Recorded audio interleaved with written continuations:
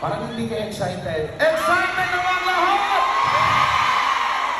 At para ipakilala sa atin ang ating panauhing pandangal, tawagin natin ang presidente ng PDP Laban, Senador Robin Hood Padilla!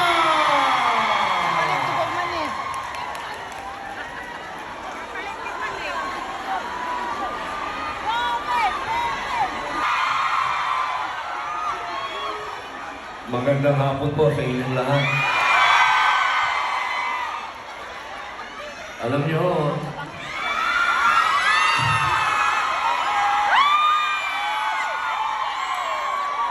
Assalamualaikum. Ako ho ay umaapaw ang kaligayahan sa puso ko. Ito na. Mga mahal kong kababayan, tayo po ay kumawag. Ating pagsalubungin ang pinakamagaling na Pangulo ng Pilipinas, Rodrigo Roa Duterte!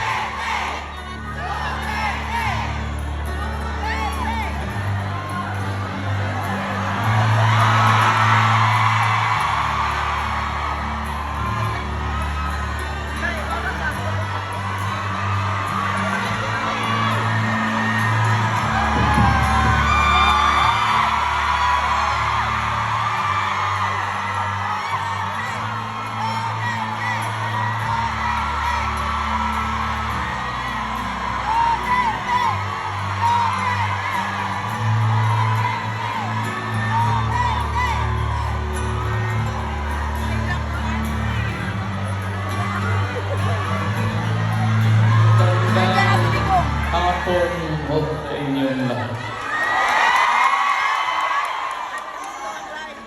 Alam niyo, I do not know if you still believe in me.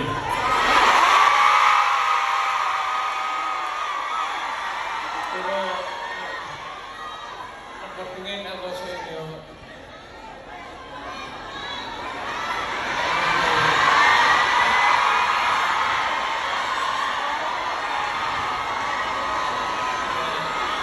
dapat magkita-kita tayo doon sa ating bayan. Kaya lang sa sitwasyon natin ngayon, kailangan talaga pumunta tayo sa ibang bayan ng Maynap Tulay. Pero sa akin, the fact that malayo kayo sa pamilya ninyo,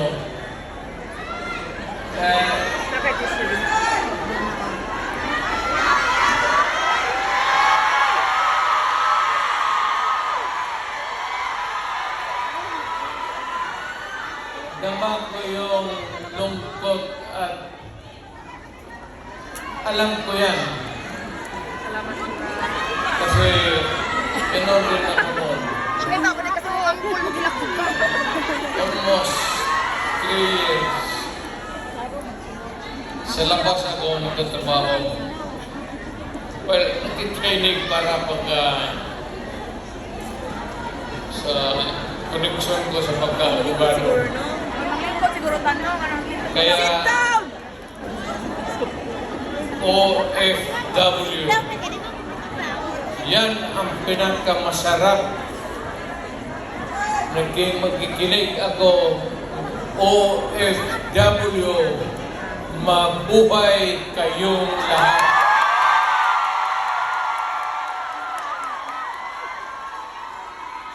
At ang mundo dapat magpasalamat na merong mga Pilipino na magpunta dito sa kanila, sa ibang bayan, para magtrabaho para sa kanila at para sa atin, makaipon ng pera para sa pamilya natin. Kasi, well, you know,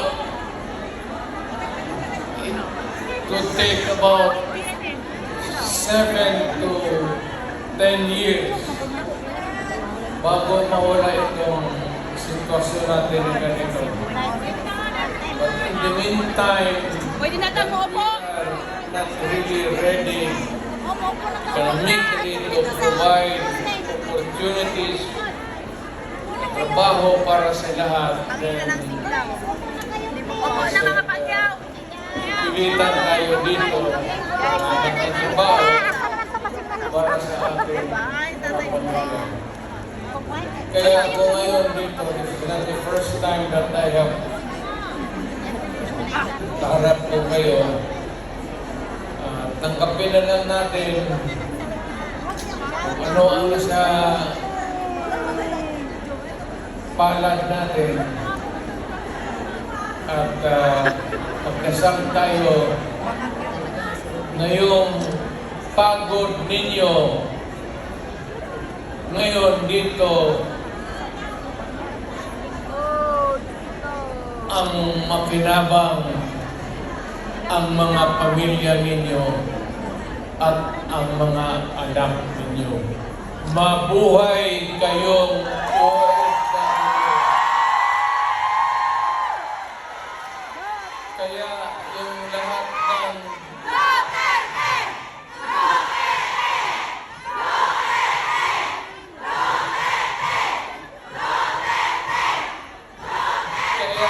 kayong lahat ng mga dalaga pa,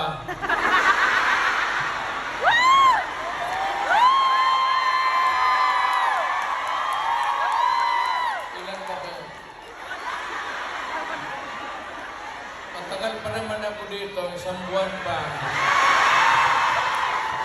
Pakasalan ko kayong lahat para mabigaya kayo. Magkaroon ako ng maraming pera.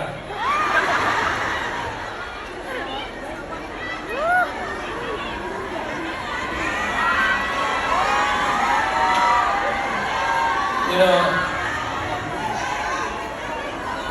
hindi lang ito sabihin ninyo. Hindi ako nagbubula, ha? Yung mga taga rito na tuwanda na nung nakilala yung pamilya. Yung matanda na, yung may karanasan sa Davao, alam niyo yan na ang sitwasyon tayo sa inyo. Matagal kami walang ama. Kasi Ako mag-apos di kumoy. abogado ka. Awa. Ano pa naman ang Ngi, baka? Pilipinas noon, anak buhay, sa syudad talaga. Ang abogado lang silbi dyan pag sa barangay. Ay, magay, do gawas ko dili mag. So, ganun, Dili mag experience namin, ako, na ang tatay ko, iniwan kami sa lolo pati lula ko, at ang tatay ko nagtrabaho. Ganun, sa labas ng probinsya. Wala po sa ipasang ka. So, damang-damang ko talaga yung buhay ninyo. Ngayon, pagkutan, ngayon, sa reality, ginusto mo natin sa hindi, kailangan talaga maghanap buhay. Hindi ko ma... So, huwag na masyado yung mga sentimental na basta dito, punta tayo dito, nagtrabaho. Nandito kami, minsan, Yes, dong, andito si Tatay Dico. pasyal ako, kasama ko ang Palang ako nag-stay kanina. anak ko, Maaga. ang kasi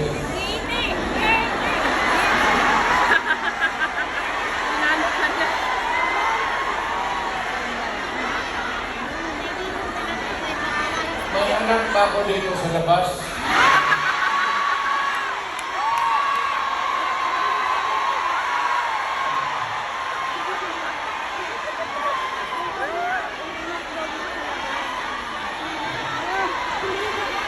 Sobra naman yung 5.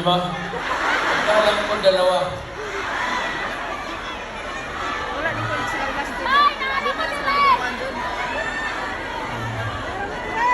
Ako yung mga anak tay. Sa pamilya ko.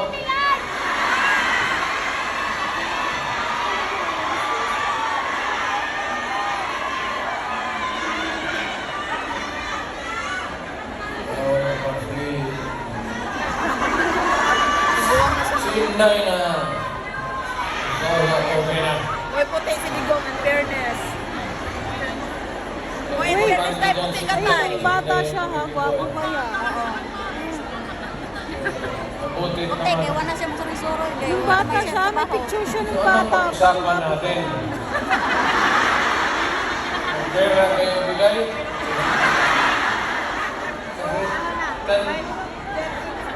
Kasi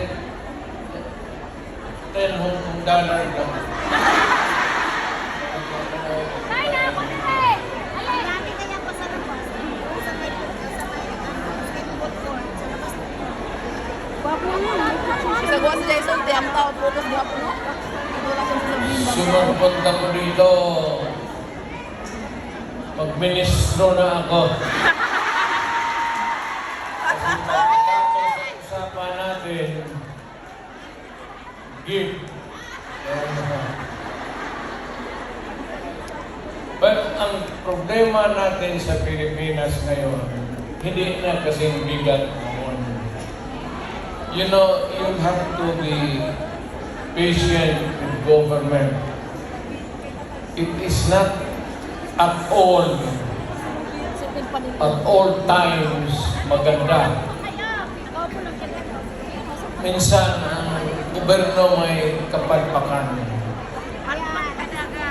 Ang akin lang, well, of course, kasi from the outside na ako, na makikita ako na yung ganito, yung seldom na tinitignan ng tao, ng Kongreso, na masilip lang man kayo kung ano ang kailangan, not only dito sa Hong Kong, but all over the world, Filipinos who work there because they have to.